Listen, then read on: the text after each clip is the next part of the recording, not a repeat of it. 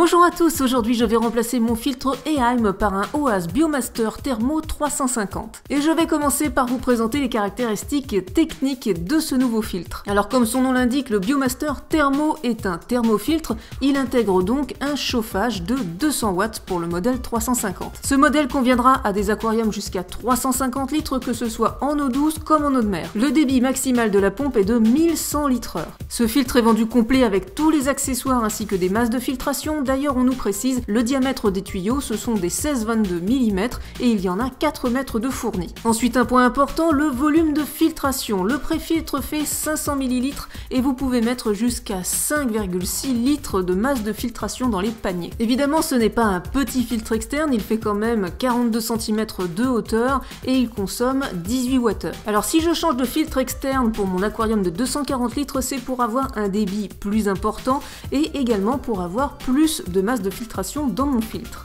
De plus, mon filtre externe actuel, qui est un Eheim Professionnel 3 250T, n'est pas des plus faciles à réamorcer quand je fais l'entretien de celui-ci, alors que ce OAS a plein de fonctionnalités très pratiques. Je vous le disais, le filtre est vendu complet avec tous les accessoires classiques, tuyaux, canne d'aspiration, canne de rejet, ventouse, etc., etc. Cela permet un démarrage rapide et permet également aux débutants d'avoir un kit de base. Mais évidemment, rien ne nous empêche de changer les tuyaux, les cannes d'aspiration et de rejet par des cannes en verre ou des cannes en inox si on le souhaite. Alors oui, le tuyau n'est pas transparent comme on a coutume de le voir en aquascaping, en tout cas il est de bonne facture, pas trop raide et pas trop souple non plus.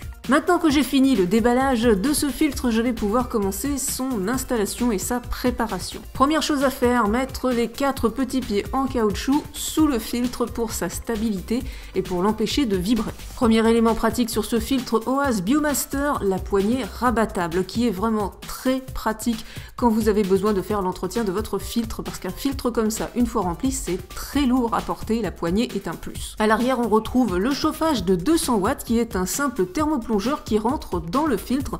Le gros avantage, c'est que si ce chauffage tombe en panne, on peut facilement le remplacer à moindre coût, et en plus cela nous permet d'utiliser ce filtre externe en eau douce, en eau de mer ou en eau saumâtre sans aucun problème, alors que sur les modèles thermo de chez la marque Eheim, les résistances chauffantes sont intégrées à la cuve, elles sont donc oxydables et ne peuvent pas être utilisées avec de l'eau de mer. À l'avant, le bloc connecteur de tuyaux permet une rotation à 360 degrés de la sortie et de l'entrée, ce qui est vraiment très pratique, surtout quand vous avez un petit meuble. D'une simple rotation, on coupe l'entrée et la sortie et on peut retirer le bloc connecteur pour faire tranquillement son entretien. Cette petite tirette peut également servir de réglage de débit si vous voulez diminuer un peu le débit de sortie de votre filtre, il suffit de la mettre à mi-course. Je continue la préparation de mon filtre, il faut maintenant que je l'ouvre. Vous le voyez, il y a 4 gros clips en plastique bien costauds qui maintiennent la tête motrice en place. Le gros cylindre à côté du chauffage, c'est tout simplement la préfiltration. Je vais vous montrer ça en détail juste après. Sur ce modèle 350T, il y a 5 paniers de filtration, un petit sur le dessus et 4 grands en dessous. Tous sont déjà remplis avec une masse de filtration de base, mécanique et biologique. Mais avant d'utiliser tout ça, je vais rincer la cuve, les paniers et les masses de filtration à l'eau du robinet. Les masses de filtration, c'est un élément très important de votre filtre, je vais donc les passer en revue. Le premier panier de filtration contient une petite mousse rouge, alors elle pourrait être de toute autre couleur, ça ne veut pas dire qu'elle est spéciale, c'est juste pour la différencier des autres paniers.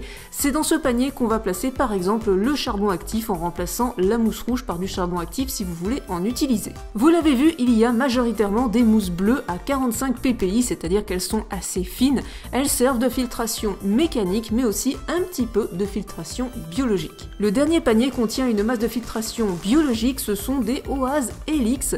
C'est utilisé pour les moving beds, donc des filtrations pour bassin à la base, mais évidemment ça peut être utilisé dans nos filtres externes sans problème. Donc ce sont de petits cylindres en plastique, plein de trous qui peuvent accueillir les bonnes bactéries. Une fois tout ça rincé, je vais remettre les paniers dans le filtre exactement dans le même ordre qu'ils étaient quand j'ai ouvert le filtre. Donc la filtration biologique en premier, les mousses et ensuite la petite préfiltration. Alors l'ordre des masses de filtration, ce n'est pas très important, ce n'est pas bien grave si vous vous trompez d'un panier à l'autre. Regardez simplement la notice de votre filtre pour vous aiguiller un petit peu. Alors je n'ai pas vraiment fini la préparation du filtre puisqu'il me reste à rincer les préfiltrations amovibles. Encore une fonctionnalité très maligne, ce tube contient des préfiltres en mousse qu'on peut facilement retirer sans ouvrir tout le filtre, et ça c'est vraiment super pratique, ça permet de faire un entretien facilement et rapidement. Il faut moins de 5 minutes pour retirer ces 5 cylindres en mousse, les rincer avec de l'eau de votre aquarium, puis les remettre dans le filtre. Pour le montage des cannes de rejet et cannes d'aspiration, c'est très simple à comprendre, il suffit de se reporter à la notice. La canne d'aspiration est réglable, vous pouvez régler une hauteur allant de 37 cm jusqu'à 50 cm, tout simplement en enfonçant plus ou moins le tuyau transparent vers la crépine. En ce qui concerne le rejet d'eau, on a deux options possibles. Premièrement, le spray bar. On peut utiliser un ou deux tubes pour avoir un rejet en spray bar de 39 à 69 cm au maximum. Et sinon, on peut utiliser un rejet classique avec un petit capuchon en plastique orientable. Et il ne me reste plus qu'à mettre les tuyaux qui vont sur l'entrée et la sortie sur le filtre. Mon nouveau filtre est prêt, je vais maintenant pouvoir aller l'installer et l'utiliser dans mon aquarium de 240 litres. Évidemment, je vais faire fonctionner les deux filtres en même temps pendant un mois, le temps que les masses de filtration de mon nouveau filtre soient colonisées de bonnes bactéries. Cela m'oblige par contre à utiliser 2 cannes de rejet et 2 cannes d'aspiration temporairement. Je branche le filtre et bien entendu le chauffage, ça réclame 2 prises électriques différentes. Et je n'ai même pas eu besoin d'appuyer sur le bouton poussoir d'amorçage, le filtre s'est amorcé tout seul. C'est vraiment le gros plus des filtres OAS, l'amorçage est d'une facilité déconcertante. Avec les accessoires de rejet et d'aspiration inclus, vous pouvez directement sur les cannes régler le débit mini ou max, donc régler l'aspiration et le rejet. Bon, moi de mon côté, je vous l'avoue, je laisse toujours tout au maximum. Le chauffage marche très bien, cependant il faudra penser à le calibrer au maximum pour que la température affichée sur celui-ci soit celle qu'il y a dans votre aquarium. En effet, d'origine, ces thermoplongeurs sont prévus pour fonctionner dans l'aquarium directement et pas forcément dans un filtre. 4 semaines plus tard, je peux supprimer mon ancien filtre et laisser uniquement mon nouveau filtre en place. Mais avant cela, je vais quand même faire un petit entretien de ce nouveau filtre et également placer les masses de filtration biologique de mon ancien filtre dans mon nouveau filtre. Je vais donc maintenant avoir un filtre plus pratique, un peu plus puissant et avec plus de masse de filtration biologique. Vous le voyez, au bout de 4 semaines, les mousses de préfiltration ont déjà bien changé de couleur, il est temps de les rincer.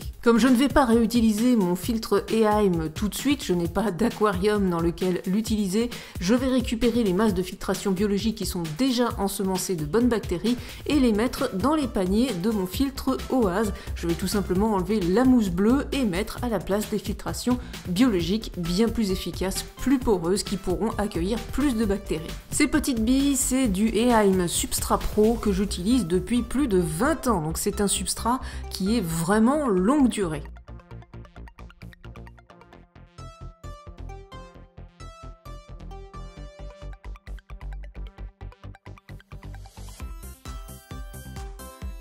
En plus de 20 ans d'aquariophilie, j'ai évidemment utilisé pas mal de filtres externes et de différentes marques, et je dois dire que ce OAS Biomaster est parmi les tout meilleurs que j'ai pu avoir. Parce que pour les filtres externes dans cette gamme de puissance, pour des aquariums à partir de 200 litres, ce qui est primordial, c'est le côté pratique. Tous les accessoires qui vont nous simplifier la vie. Et puis cerise sur le gâteau, c'est un filtre extrêmement silencieux, on ne l'entend quasiment pas. Une fois dans un meuble, on ne l'entend même plus du tout. Je suis donc très contente d'avoir changé pour ce filtre, il me permet de faire un entretien plus régulier et plus facilement. Et ce que j'apprécie beaucoup aussi sur ce filtre et tous les filtres OAS en général, c'est la facilité d'amorçage, on n'a pas besoin de se tuer les mains sur un bouton poussoir. Au niveau tarif, pour un filtre de cette gamme, c'est très raisonnable, vous pouvez le trouver aux alentours de 210 €, alors que son concurrent direct, le Eheim Pro 4 350T, lui coûte 310 €, donc c'est un prix vraiment intéressant. Par contre, je ne suis pas fan des accessoires de rejet et d'aspiration qui sont inclus avec le filtre, je les trouve un peu cheap.